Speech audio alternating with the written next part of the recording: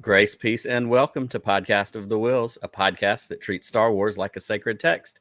I am Nick Milkey, and we are here on Sunday night to do what we love to do, which is talk about Star Wars, to dig deep, to nerd out, to spend a little bit of time treating Star Wars like a sacred text. We are in the 5th episode of our Canon series study of The Empire Strikes Back, and we're going to dig into the themes of Parenthood tonight. And I'm really excited about that because we have a guest who a lot of our listeners are going to know. He's a returning Podcast of the Wills all-star, and I know he has lots of thoughts about Star Wars because even when he's not talking about a microphone, I'm not talking about it on a microphone with him. Half the week, we're texting about it with one another as well. So thoughts are had, thoughts are available. We're going to get into that tonight for a little bit. But before we do, as usual, I have a couple of housekeeping items up front. Actually, I have just one. And then I'm going to bring my guest in to talk about our second housekeeping item. I want to throw a shout out to my Sunday night, 8 o'clock time slot compadres, the Broaxium crew. They are celebrating their 3rd birthday tonight. They are streaming tonight at the same time we are, as always. So I like to give them a hard time about how they're always cutting into my action. But I love all the folks over there, Tommy and Mike, and Raven and Jackson and Claire and Dan and Chris, of course. I want them to have a great stream tonight. And I'm so thankful for the fun that they bring to the Star Wars podcasting universe. And that seems like a great transition to say, not only is my guest tonight, I think, an honorary member of the Broaxium crew. He has been on Shooting the Poodoo, but he is helping head up the Podathon. And the Broaxium crew is a part of Podathon, as we have talked about. So I'm going to get in tonight. Go ahead and get in here. My good friend, Mr. Pete Fletzer, the Podfather himself. Nick, how are you, man? Thank you so much for having me tonight. I do feel like a little bit of the pressure's off because, you know, I imagine a couple people are checking out our friends over there, but good luck to them. And I love the Broaxium guys. A lot of people may not realize this, but like I am like literally, I live an hour from Dan and Chris. So Dan and Chris and I always talk about, we got to get together. But, you know, there's like this Twitter comfort, right? If I don't actually have to meet people, that's right. Much better. It's better for them, on, probably. You know, little details like that. Right. I don't. Little details like that. Right. Exactly. Well, thanks for being with us tonight. Thanks for hanging out. I'm excited for our conversation. But before we get to the conversation, we have some business to attend to. Yeah. And I thought it seemed only fitting as one of the head organizers of Podathon 2021, which we have been promoting on Podcast of the Wills over the last couple of weeks because we are really honored and excited to be a part of it. We have some updates about Podathon, or I have an update, I should say. You do, yes. Yeah, before we get to my update, why don't you give us kind of the general Podathon pitch in case somebody has missed it so far? Sure, yeah. So Podathon, this is the 2nd year we're doing it, and we're raising money for the Make-A-Wish Foundation. And this year, 14 podcasters and YouTubers ranging from people like Tarkin Top Shelf and Tatooine Sons and big guys like Star Wars Explained and Imperial Senate, you know, a bunch of, the list is on the screen there, but there's 14 podcasts, including my own and Bombadcast.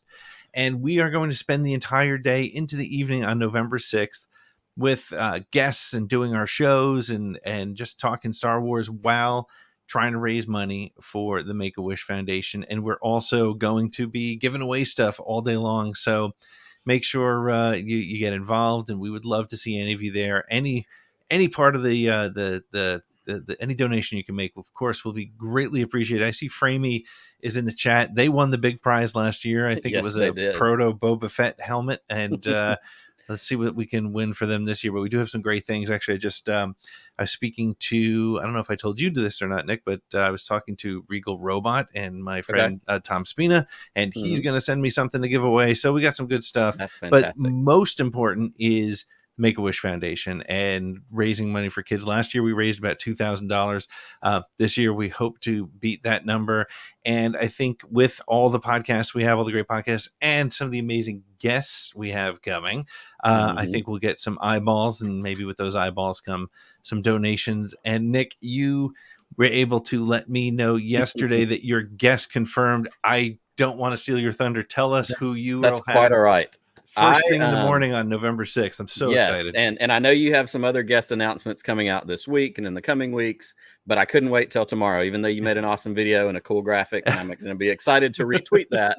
But I felt like it was only fitting tonight, not only with you on, but with me getting this information confirmed. In the middle of the day yesterday, I texted you. I couldn't wait. I couldn't be more excited. So without further ado, we have confirmed that the Podcast of the Wheels guest for Podathon on Saturday, November 6th, is going to be Paul Sun-Young Lee, who is Captain Carson Teva himself. You have seen him in The Mandalorian in a couple of different episodes, and he's also one of the leads in the show Kim's Convenience, which is a Canadian sitcom that's on Netflix. I have not seen Kim's Convenience yet, but I've heard it's fantastic, and I'm pretty sure I will now watch it before I have him on in November. But I'm thrilled.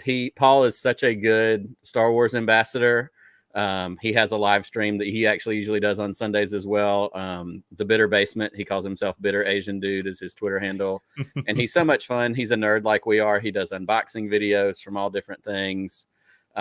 He actually did a stream on Thursday night that was all about sports. And so that would hit another note for me because I'm a sports guy.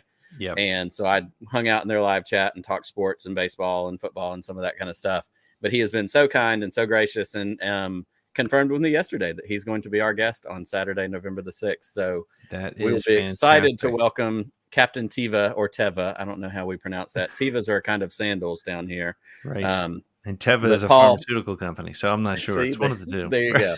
So either way, Paul Sun-Young Lee is going to be our guest for the Podathon, and I could not be more excited about that. So and I can't wait. Loads of fun. I'm so excited that you're going to have him on the show, and I can't wait to watch it and be a part of it. And yeah, I mean, he's like you said, he's if he wasn't on Mandalorian, he'd be one of us. He'd be one of these guys doing his live stream and hanging out and talking to people. He's a really seems like a really great guy, and he is, very in fact, cool. Framey puts a good point in the chat. He is also a member of the 501st. That's right. Yeah. And he has several different costumes. He's got Imperial officer uniforms, which I've always said for a lot of times, if I was going to have a cosplay, it would probably be like General Obi-Wan Kenobi is what I'd want to do, or something with a helmet because I have a beard. And so you're kind of limited.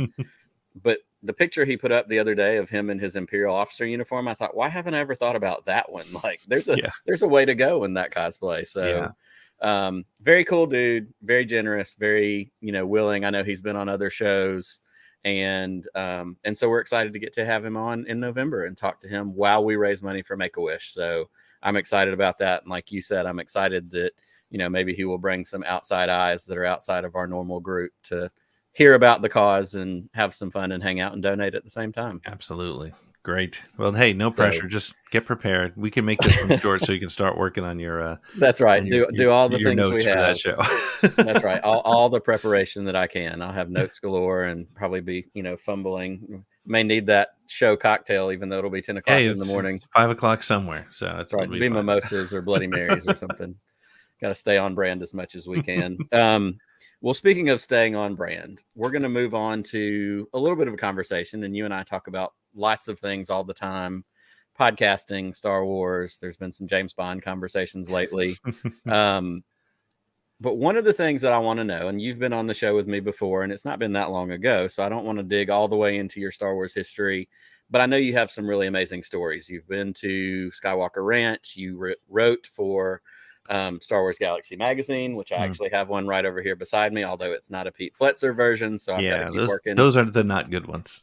That's right. I've got one of the not good ones that just had Ralph McQuarrie art in it, whatever that is. But having all these experiences, like we've said, you went to the Phantom Menace premieres in New York, or was it maybe all the prequel premieres? I went to all the prequel premieres in New York. Yeah. So having this wide breadth of experience as a Star Wars fan, growing up with Star Wars, my question for you tonight is not what is your Star Wars origin story, but instead, what has been, and you could have more than one if you want, what has been a Star Wars spiritual experience you have had? What is something that, in your Star Wars journey has hit you on a different level than just normal fan consumption that felt special and otherworldly? Is there anything that kind of comes to mind? Yeah. It's funny. We could do a whole episode on that because there's, 4 or 5 things that jump into my mind immediately. But, in keeping with sort of the theme of tonight's show, I think for me, and I've talked about my dad a lot on my show because he introduced me to science fiction and horror. I remember watching Right. Godzilla movies with him when I was like 8 years old on the couch, and um, it was because of his science fiction and horror trivia game that I got into writing, and Hmm. he sort of pushed me in that direction. And he and I have, one of my favorite memories with my dad, or some of my favorite memories, are just going to see a movie and then just talking about it. And so when the special editions came out in '97, I had an opportunity to take my dad into New York City to see it, to see the special edition of A New Hope in the Ziegfeld Theater, which was this beautiful, gigantic, old school New York Hmm. City movie theater. And it was just great to be taking my dad to go see my favorite movie, Right. which he took me to 20 years before, and re-experience. There's two things. One was doing it with my dad and sort of Sure. having that amazing experience, but the second thing was, it was going back to see Star Wars again in a theater. I mean, think about that. In '97, that was the first time. I mean, there was a couple of sort Yep. of re-releases along the way, but it wasn't. It was only on VHS for the Hmm. previous, Yeah, for me 15 that was a years or big so. deal because all I had gotten was Return of the Jedi at a drive-in movie theater when I was a kid. Right. So it was the same thing for me to have the ability to see the original, because that was all we had at that point. It was the original Star Wars in a movie theater. I had just graduated from high school, so Right. I was old enough to really take in that experience. So yeah, there was a Yep. lot of specialness to that. Yeah, and so it was just great to be in a theater and have the theater experience with Star Wars again with my dad, and so I think that was great. And then, who knew, but 15 years later or so, I would be taking my daughter to go Hmm. see The Force Awakens, and she was already in love with Rey before she saw the movie, and it was great to be able to share that experience with her. So, I think just the multi-generational piece of Star Wars. And I mean, there's plenty of, pinch me moments and things like that. But I think when you Sure. think about sort of to the point of your question, what brings it alive and what's that sort of almost spiritual experience with Star Wars, I think it's every time it's family related, every time, whether Hmm. it's, I could, just little one-offs. I mean, Jack and I watching Clone Wars together or something like that. But just the fact that it's no longer just mine, it's mine, and it's a family thing, which is pretty wild. Sure. Well, and that's, that I fall into some of those same categories with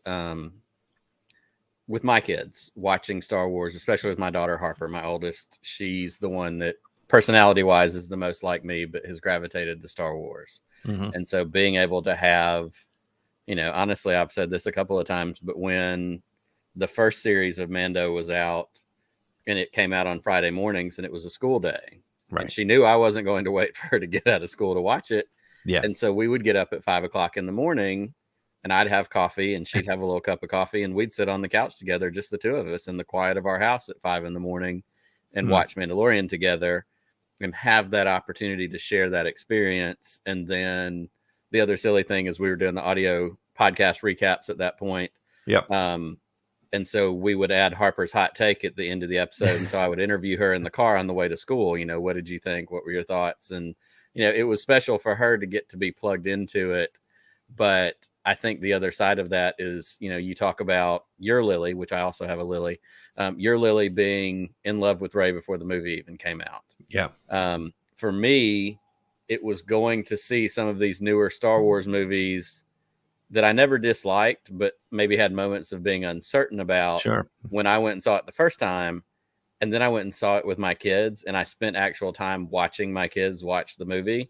Yeah. And it's a total game changer Totally. because, like so 100%. many Yeah. things that we watch through the eyes of a child, as Yoda says, truly, what does he say? Truly awesome, not awesome. What does he say? Something the mind of a child Wondrous. is. Is it wondrous? Yeah, truly Yeah. wondrous the mind of a child is.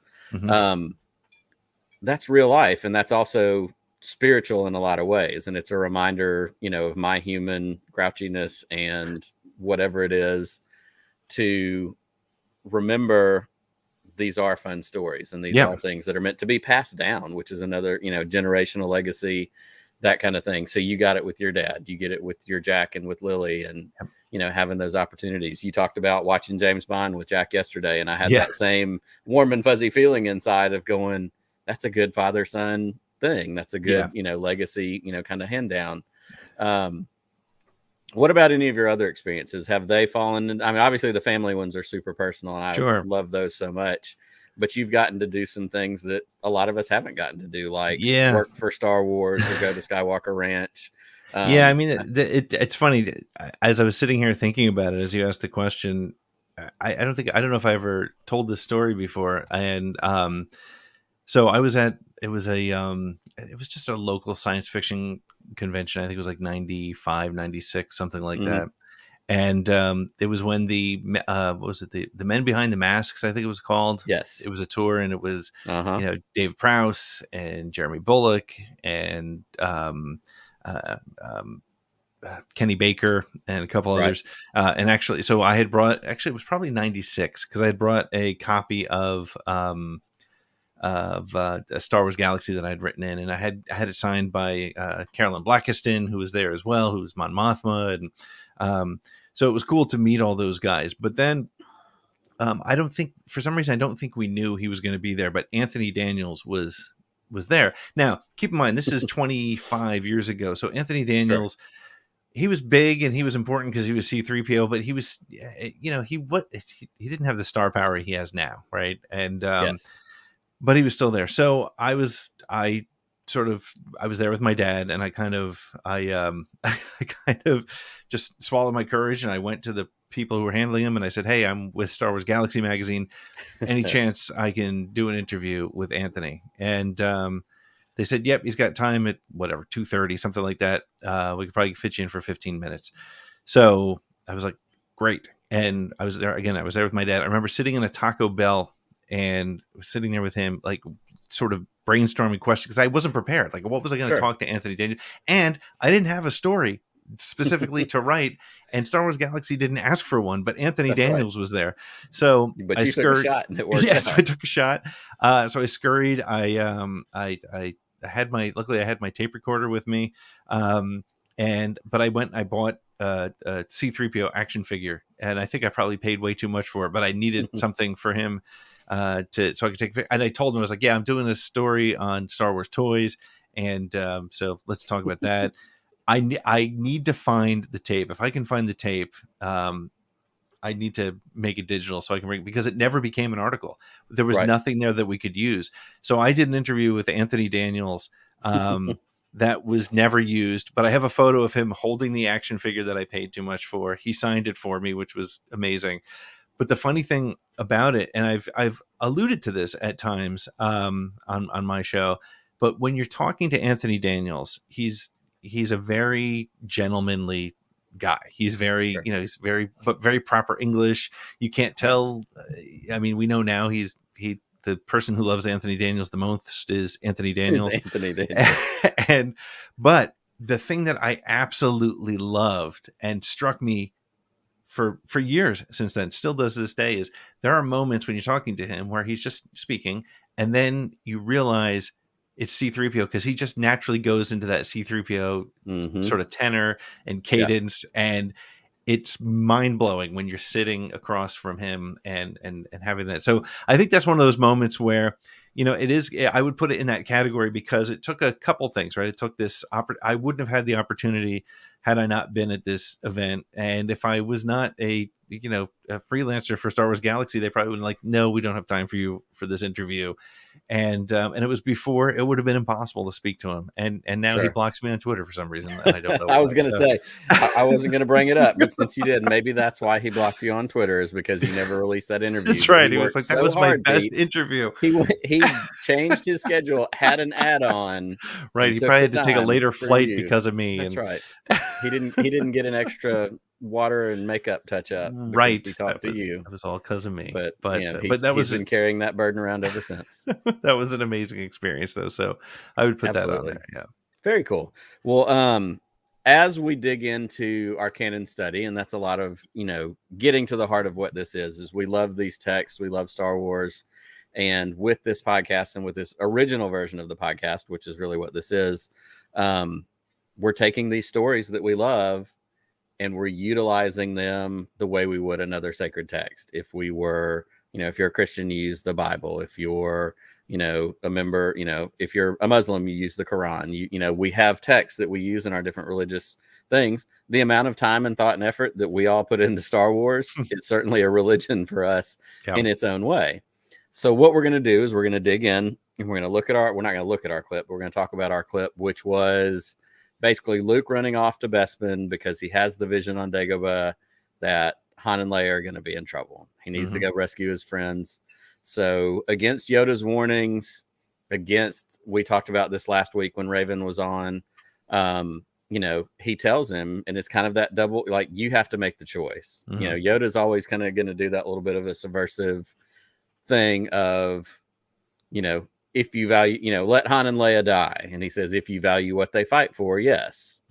He's making Luke make the choice. He's not saying, hey, let your friends die. Right. He's telling him the choice is up to you. And if you make it, the consequences are going to be yours. The same way when he goes into the tree, what's in there? Only what you take with you. Even as a kid, that line struck me so much because Luke is still in control. Luke has the power and the choice to make. So he makes the choice. He leaves, he heads to Bespin, and, we get some great fights. We get, the sword fighting.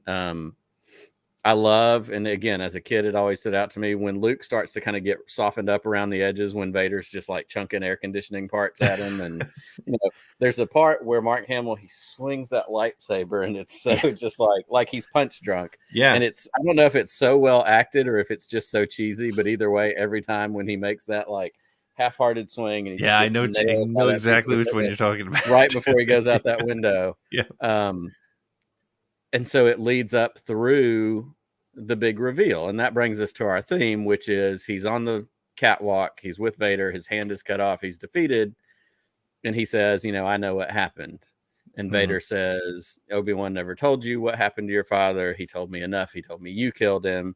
And then, of course, everybody's favorite pop culture trivia question.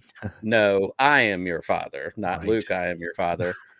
But that's the moment that hit. And that was the moment that blew people's minds in 1980 when this movie came out. Yeah.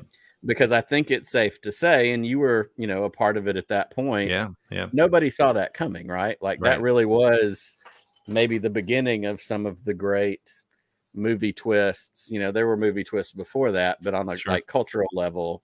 So we get this big twist. Vader is Luke's father. So that calls the question of parenthood to the fore, which is where we are tonight. We're talking about parenthood. Now, that said, with this text that we have tonight,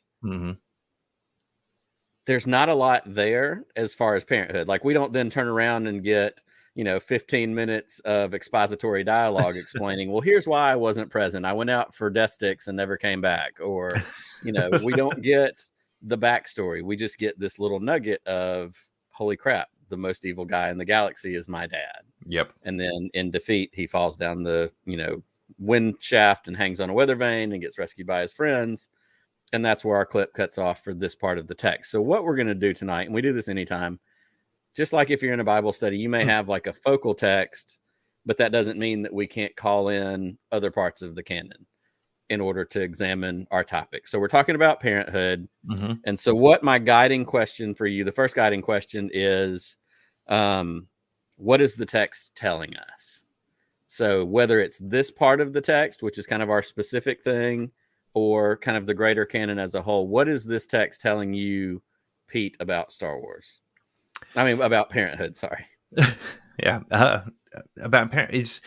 Well, I think to me, it strikes a bond. It strikes upon the fact that there is a bond and a constant, and even, if we do go beyond just Empire, I mean, it's a consistent theme. And if you think about where it's located in the overall story, it's this constant theme of belonging and this need for family, no matter who you are, no matter what you are. And when it strikes you, I mean, Luke had spent his entire life, his 19 years or whatever age he was, believing his father was a pilot in the Clone Wars, and he died, and he died a hero.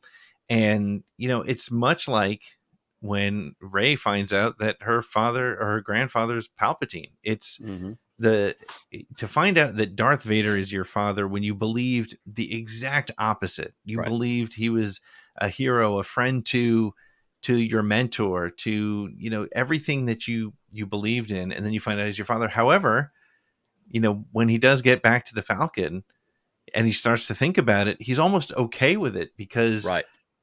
he needs that father figure. He There's needs that that shot when they're family. flying away Yeah. and Luke calls to him. I mean, Vader calls to him, and it's a completely different look on his face. It's a Yep. completely different, like, oh, father. Like, you're Yeah. exactly right. It hits him in a different way. Yeah. And so I think that that's what it tells us about the theme. And again, it goes back to Anakin leaving his mother and the impact of going back to save her, and Rey's constant desire to find family and get at least an answer to what her family situation was. And you know, I've said it before. I've said that the prequels were about were about, you know, leaving family. The Mm-hmm. original trilogy is about family in general, because you also have the Leia connection and all that, and then the sequels are about found family and the connections there. But again, if you think about where in the story this is, and again, I wish George Lucas could take full credit for just being an absolute genius and positioning it really at the pinnacle of the story, literally Right. the pinnacle of the story. The reaction to finding out that no, my father is still alive, but he's the worst possible answer. Mm-hmm. Um, and what does that Like, you mean? And grew up thinking that your dad was Churchill, and it turns out your dad was Hitler. Like, you know, exactly. I hate to bring, you know, Hitler's the worst thing you can bring to any comparison conversation, Right. but this is what that was. This was the galactic equivalent of finding Yeah. out that your dad is one of the worst people of all time, Yeah. as far as the universe or galaxy is concerned. Yeah. Well, I want to do this before you get, you know, too much farther. Sure. As I think about this clip, there's really not anything there informative other than we find out that Luke's dad is Darth Vader. It Mm-hmm. doesn't give us a ton of, you know, so what I want to do is I want to widen the view. I want to widen the canon to all 9. That's what Mm-hmm. we're really talking about here, talking about Parenthood. Because one of the things, and I put this as a poll on Twitter yesterday out of curiosity, Yeah. Star Wars, we talk almost every week on one show or another about found family in Star Wars. And that's one of Yep. my most favorite things about Star Wars is found family. It speaks to me in my real life and the friends that I have that are my found family. But tonight we're talking about parenthood. And so the question I asked was, setting aside found family, Mm-hmm. who are the best parents in Star Wars? Because the reality is, if you really think hard about it, there's not a lot. Like, Well, when I saw your actual, question, I was like, there's very few there's good very few. parents, It's if not at a lot. all. So the options that I presented were, of course, Han and Leia with Ben. Mm-hmm. I put Bail and Briha Organa, Mm-hmm. who raised Leia. I felt like that was a pretty decent option. And then I put, and this was, you know, a little bit out there, but I put Galen and Lyra Urso, Mm-hmm. Jen's parents. And then I put other and asked people to comment, you know, below it to add in some other things. So the comments I got, and this is heading in a direction, so bear with me. Several people put in Hera and Kanan, because we do find out they have Jason Syndulla. We get that at the end of Rebels. Now, I don't feel like really it's a Hera and Kanan thing as much as it's maybe Hera, the single mom.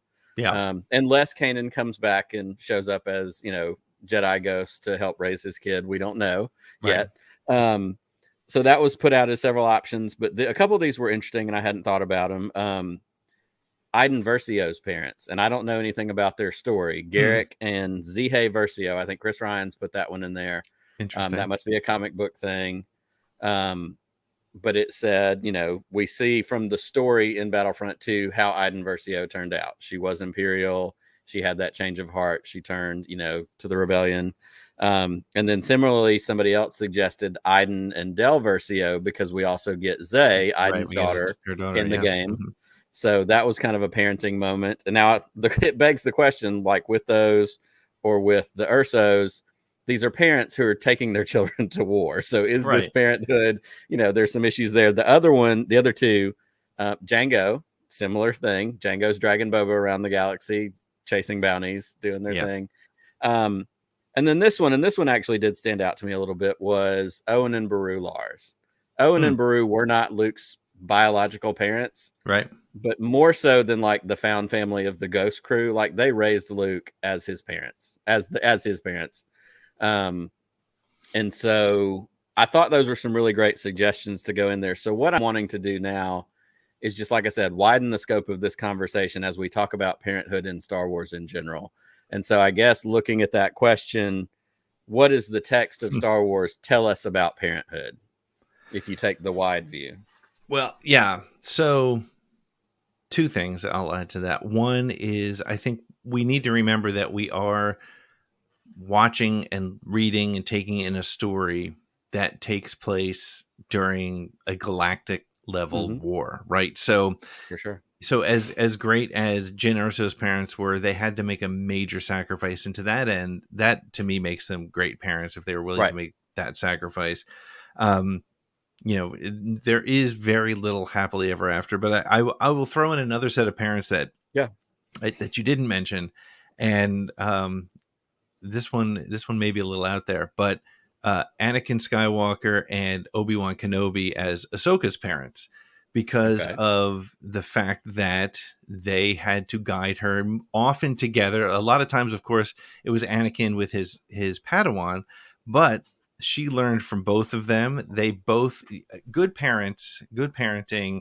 I think you learn something from each parent, and you're all, there's a reason why at a certain age, your son or daughter will switch to who their favorite parent is. Right. And they'll never say it, but hey, right now, Jack comes to me when he needs things. He doesn't go to, it's just, it happens. Yeah. And I think good parents can contribute sort of the salt and pepper to what is needed to build their child. And in a way, the two different sides that Obi-Wan brought, the very conservative, the let's think this through, let's follow the rules, and the Anakin side, both of those things appear in Ahsoka as she grows, develops, and even when she left the Jedi Order, when she left her family, when she left her house, she took from both Anakin and Obi-Wan as she continued to grow. So I would say as parenting goes, as far as good parenting examples, I would say that may be the closest we have.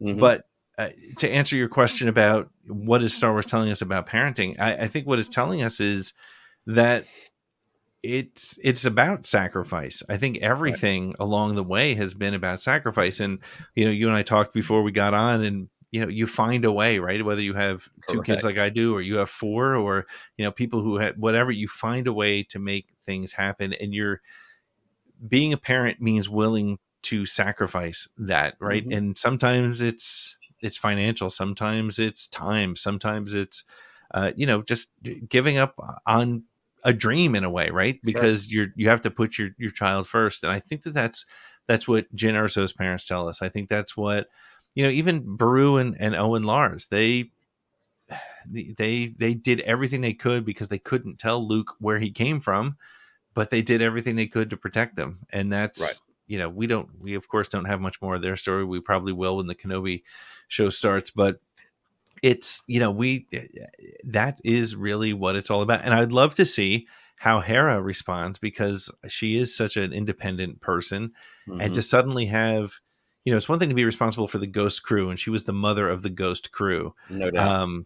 To have her own child, to have her own little, piece of her sitting next to her in a cockpit is a different story altogether. It's absolutely different. And, we have so many of those same, and that's an interesting thing too, to come at this conversation as parents ourselves, you and I. I could have this conversation with somebody who's not a parent and say, hey, tell me what you think about parenthood and Star Wars. And they would have a lot of different answers and perspectives than we will have. And this is what we were talking about before we came on the air. We went out for drinks last night with some friends of ours who don't have kids. And like you said, the sacrifices that come with it, whether it's time.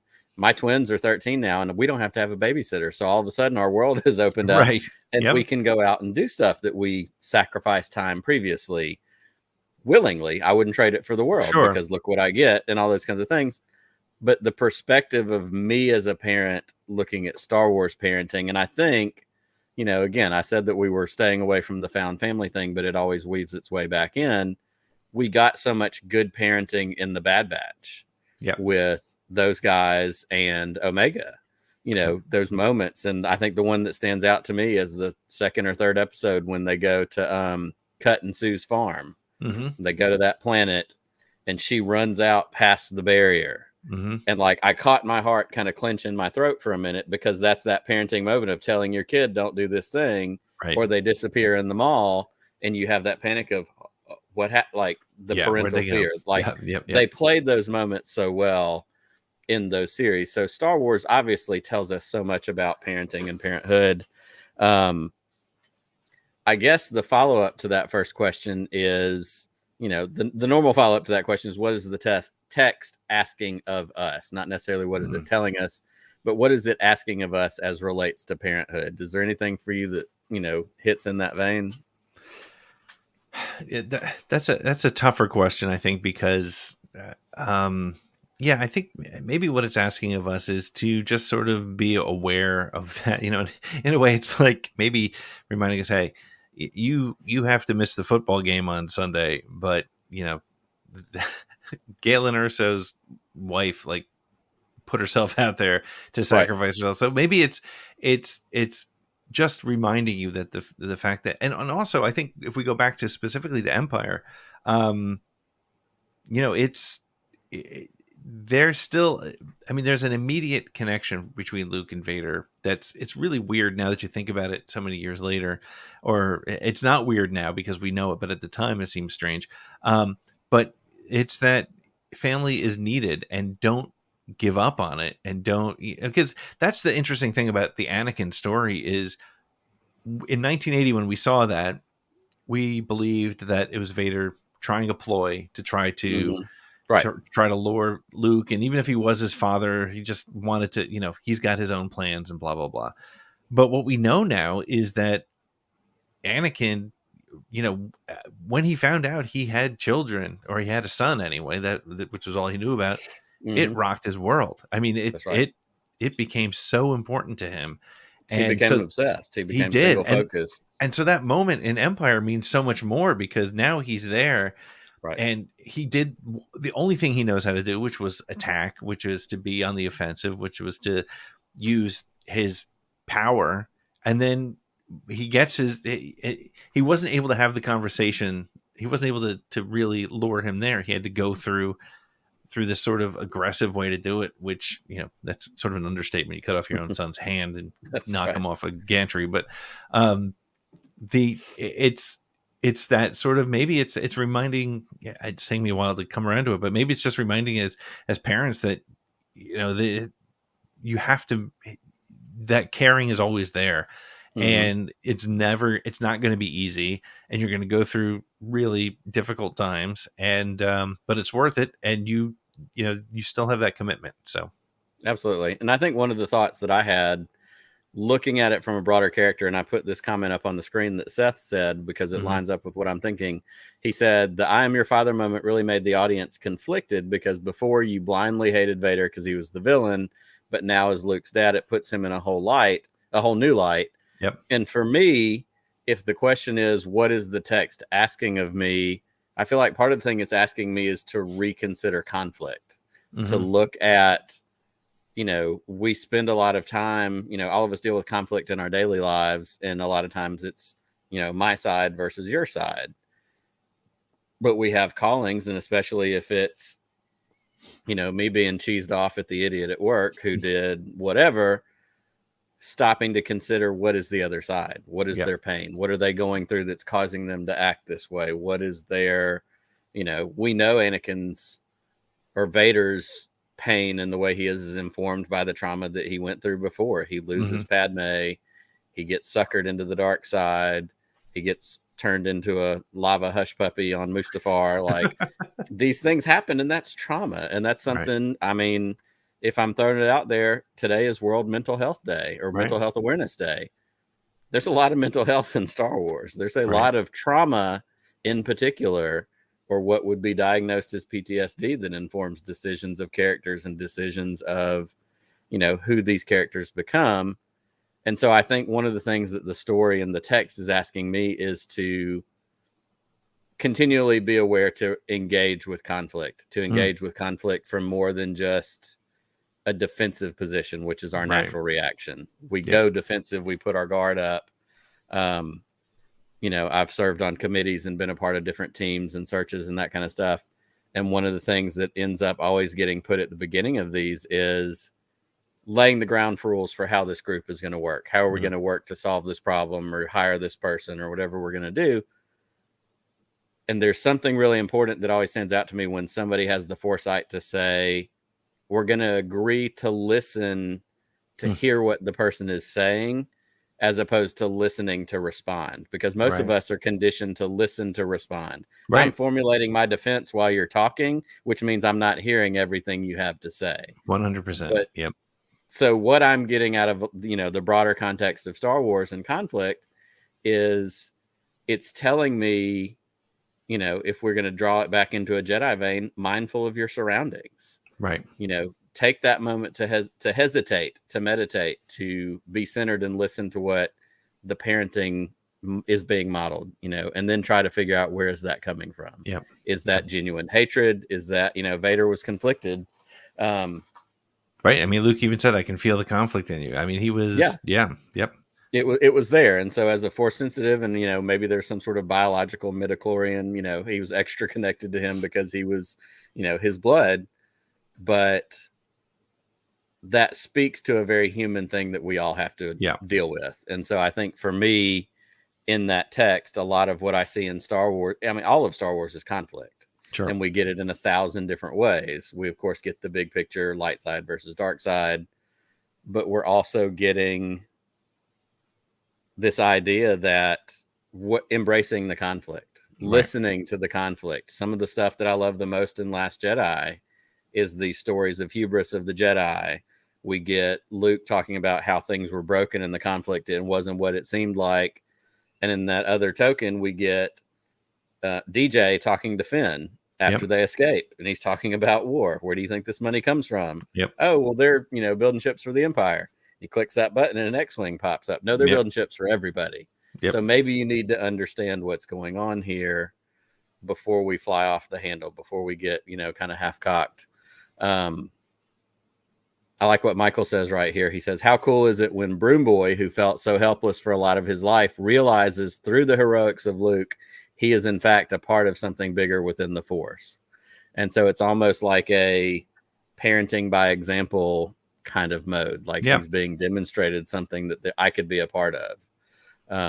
I think that's a really great point. And that's I mean, parenting is leading by example, right? I mean, we joke around, your kid will say something and you realize that you say it a lot, but that's just a tangible example of everything else that you're giving them. Whatever you're showing them is continuing.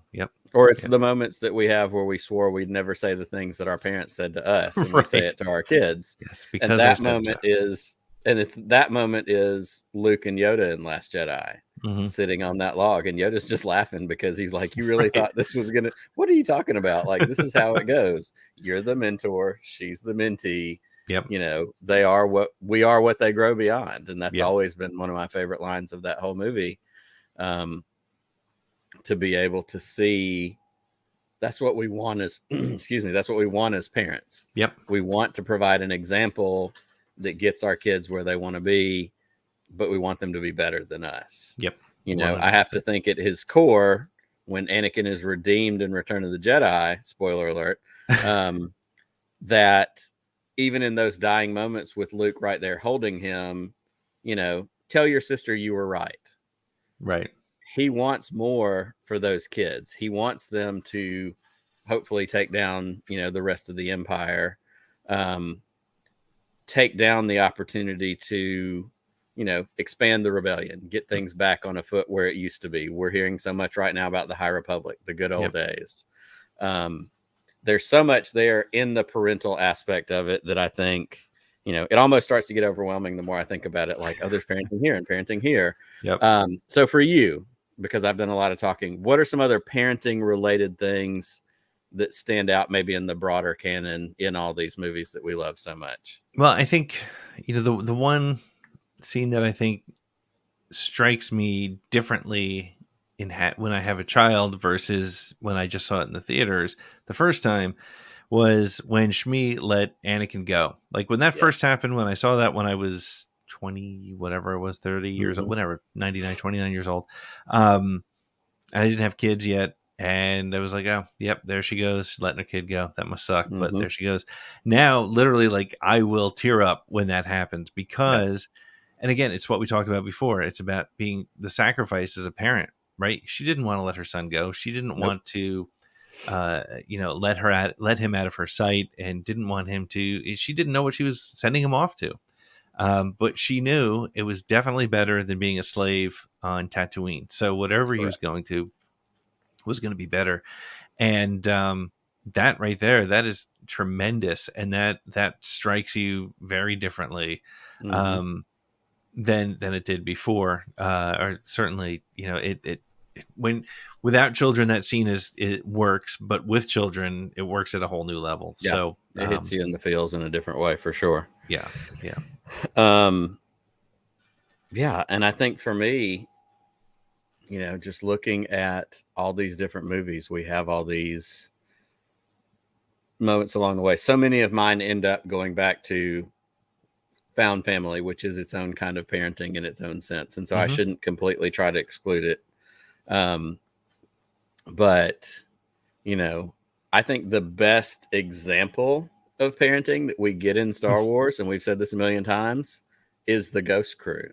It's Yeah. Hera and Kanan with Ezra, Zeb, and Sabine. Yep.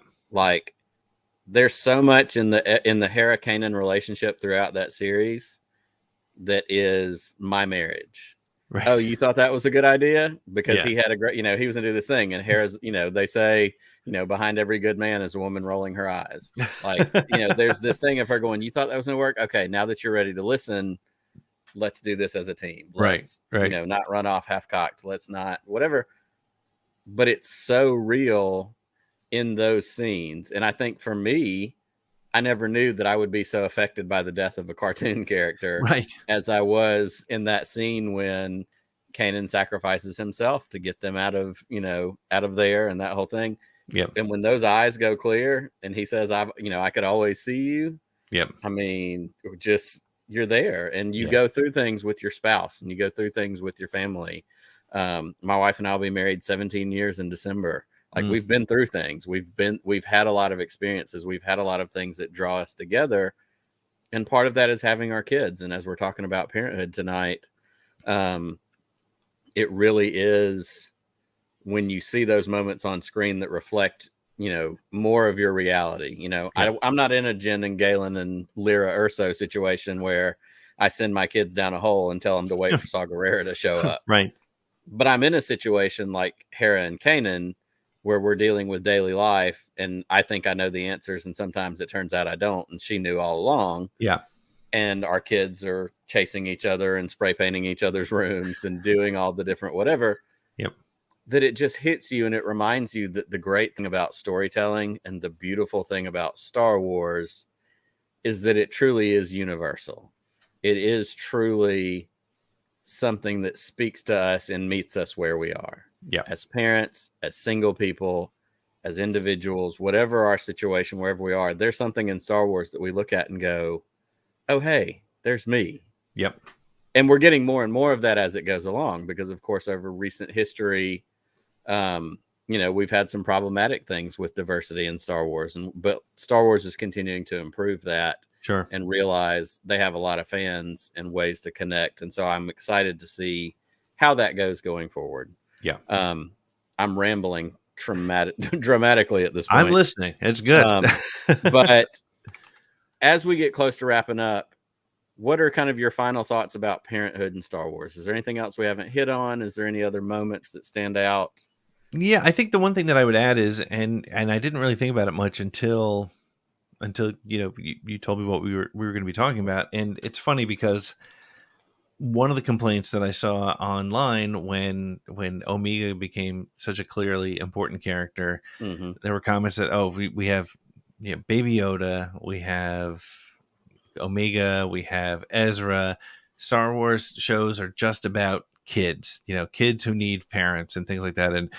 And at the end of the day, ultimately, Star Wars, and I think it reminds you, honestly, that's Star Wars is a family story. It's a parenting story. It's dealing with things in different ways. And I will say, yeah, I think the Omega Hunter relationship is a little bit too close, in my opinion, to the Grogu Din relationship, Right. but obviously it's going to go in two different directions, and that's totally cool, and that's great, and I'm Yeah. excited to see where it goes. But I think that's a very interesting thing too. And think about it. So what Star Wars has done really well over the last several years is recognize that it's multi-generational now. And so the some of the people who watch Star Wars are going to become parents for the first time, and Din had no plan to become a father at all. In fact, none of us knew it was going to happen until the end of that first episode. We all thought it was just going to be this gunslinger show, and Right. he was going to go off and get these different bounties, and it was going to be fun and cool. We didn't know, and he didn't know, that he was going to have this important relationship. Hunter didn't realize he was going to have this relationship, and as you said before, the entire Bad Batch with Omega and that responsibility. And so Star Wars has captured various moments of parenthood, whether it's trying to make the best possible life for your family in the Urso situation, or look, when I first held my daughter, I remember driving her home. In fact, it came up in one of those Facebook memories. I think I drove home the 40-mile drive from the hospital where we went to, because it's not because we live in the backwoods, because we chose a hospital that was 40 miles away. Oh, sure.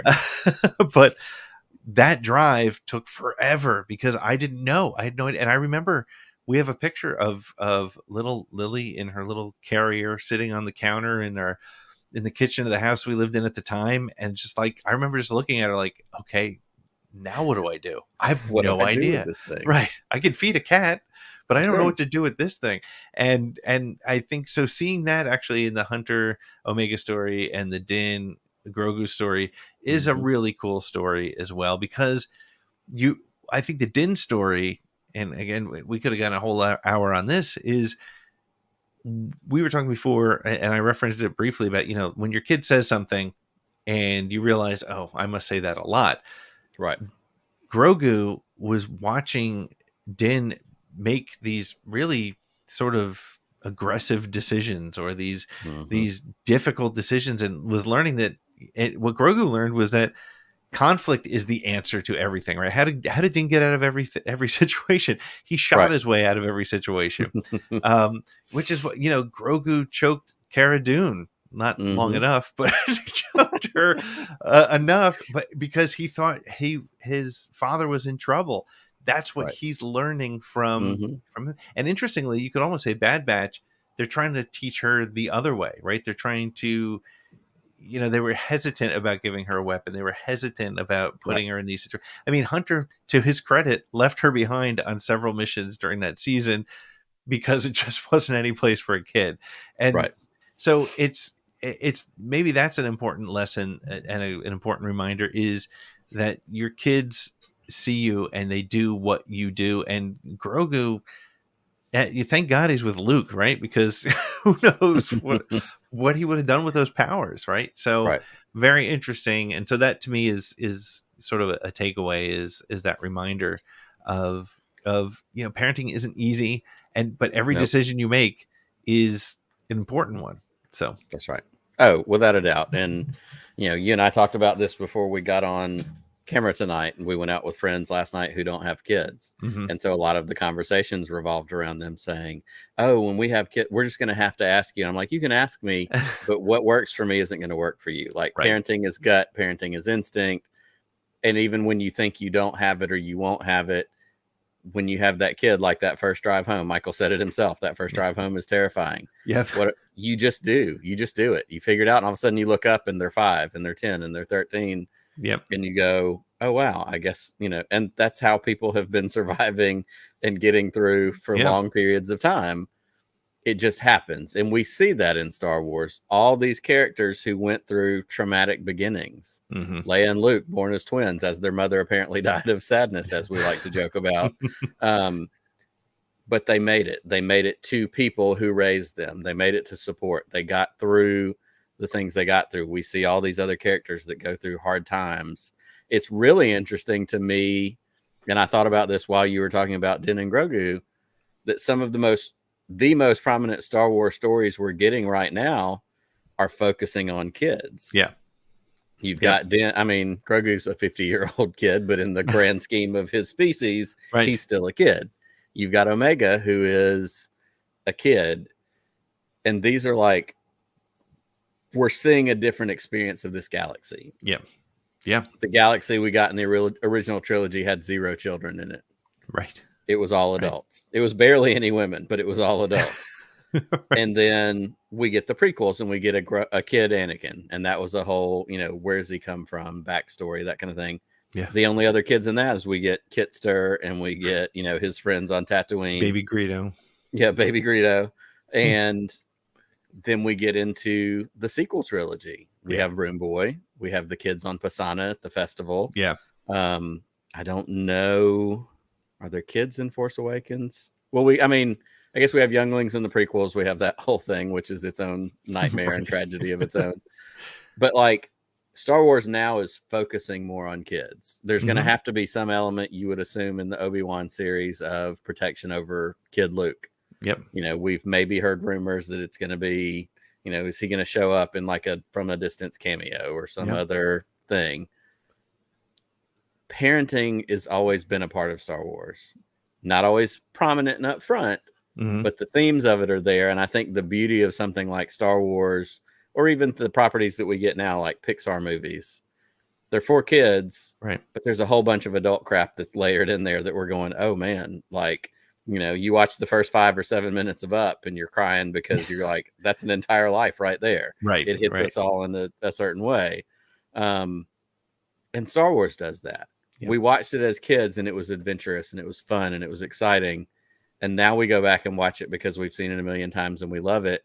And it ages with us, and it speaks to us differently at every age and stage of our life, which I think is, again, a testament to great storytelling and a testament to ultimately what George Lucas created with this whole universe. Yeah, and it guarantees that it will grow up with its audience, right? So, while Jack and Lily will watch Bad Batch and Mandalorian as fun adventure stories, when it hits them when they're older, when Jack is always telling me, he's gonna what do you say? He said, when I get my YouTube plaque for 1 million users, I'm not going to give it to you. He tells me this. He thinks he's going to have a YouTube channel. Yeah. But when they watch and they have their Star Wars podcast in 25 years, it's going to mean something different to them, right? It's going they're going to be like, I didn't see Grogu as a young child that needed to be guided by his parent until I was a parent. And you know what? That's what's kind of cool about Star Wars is the fact that because it works on so many levels and there's so many different entry points, you also can enjoy it differently throughout as I said, and I think I hadn't thought of it before until we were just talking, but the Shmi Anakin scene when he's leaving works so differently now for me than it did 23 years ago, whatever it was. So absolutely. Yeah. I dropped my kid off at summer camp a couple summers ago, and I didn't know how I was going to drive home because I was so depressed about but I'm not there. Like, they're without me. Right. She put him on a spaceship with strangers who have laser swords and said, all right, you're going to go be this thing I've heard about rumored around the galaxy. Like, just wild, it's out there. So, this has been a lot of fun. This has been a fun conversation. And like you said, we could go 20 different directions and go 20 different hours, but we're not going to do that tonight.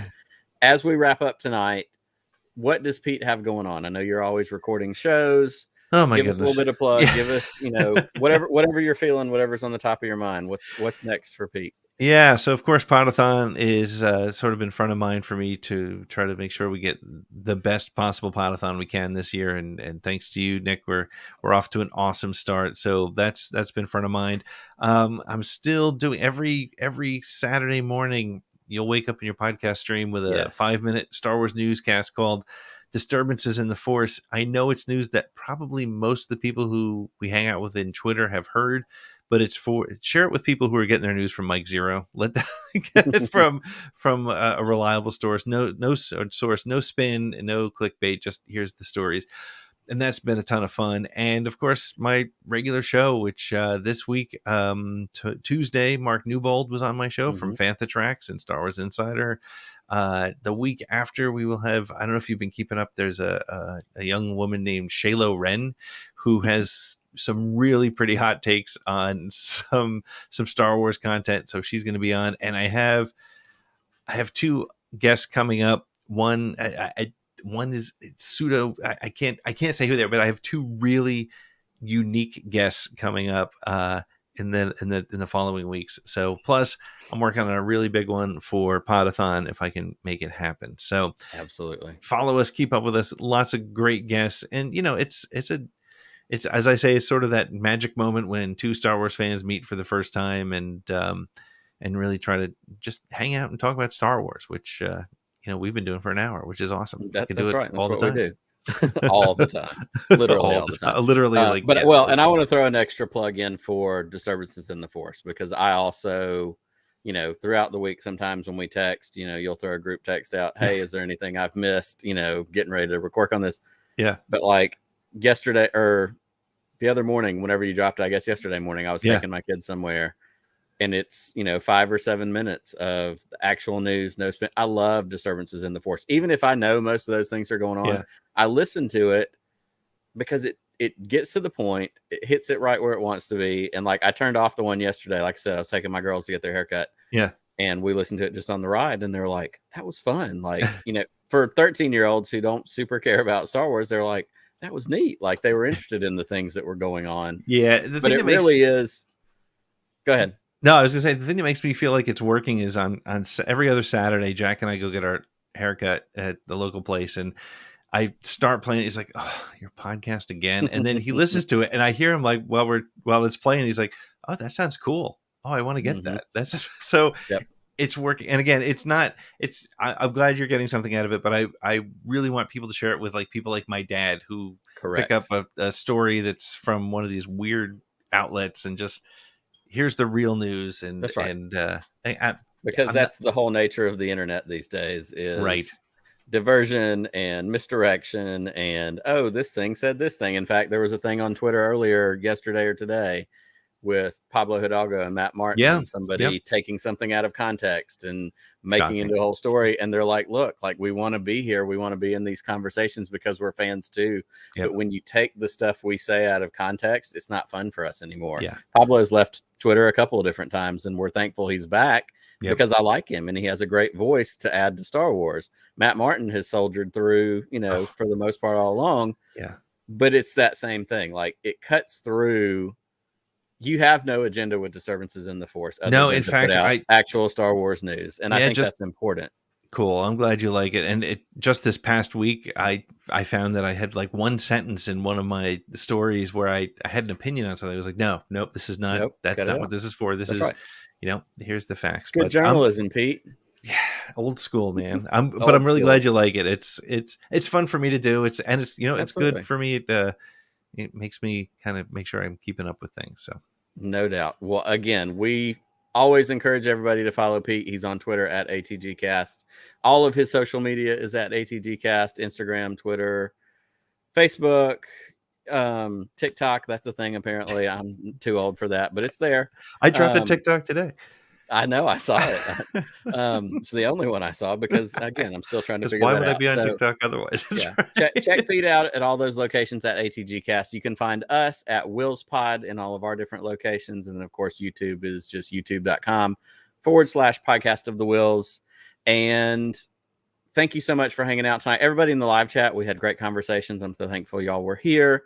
All of our friends that got to come and hang out with us. If you are an audio listener, we hope you enjoy this episode. And if you ever want to check out the videos, check out the YouTube channel. We are also excited for Podathon. Again, as we said, we have Paul Sunyan Lee, who is Carson Teva from The Mandalorian, Kim Appa from Kim's Convenience on Netflix. Can't wait to talk to him on November 6th. Next weekend, we are going to finish up our last episode of the Canon series. And another returning all-star, Mark Thompson, is going to come and hang out with us, and we're going to talk about Defeat. So I'm excited for Mark to come back and dig into the end of Empire, which is one of those great pseudo cliffhangers, ends on a wait. We don't get a happy ending kind of thing. So have a great week this week, everybody. Also, one last reminder, it is World Mental Health Awareness Day. Check on your people. If you need help, reach out to somebody. You're worth it. You have light in this world, and we want to see that light. If you need help, reach out to somebody. Let somebody help you. There's no shame in mental health. There's no shame in needing help. reach out to your people. Let us love on you. Let us help you get the help you need, because we want to be around you. We want you to be a part of this galaxy. And until we are all together again next week, may the force be with you always.